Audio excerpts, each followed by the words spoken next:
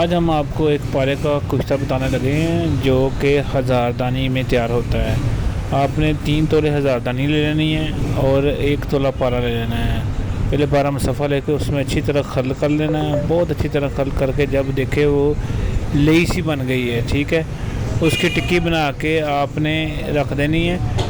और एक कप लेना है, उसके एंड पे आपने 1 तोला सम्मल फार बिछाना है, ऊपर ये टिक्की रखनी है। उसके ऊपर फिर 1 हज़ारदाने की टिक्की रखनी है 1 तोले की खल करके, उसमें पारा नहीं मान डालना।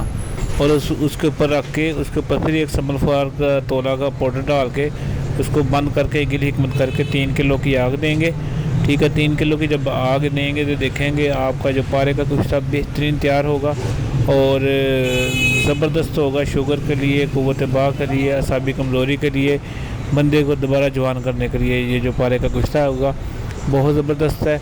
एक दफ़ा बनाएंगे इंशाल्लाह। दुआ में याद रखना। हकीम गुलाम मसूद साबरी अल मखदूम दवाखाना।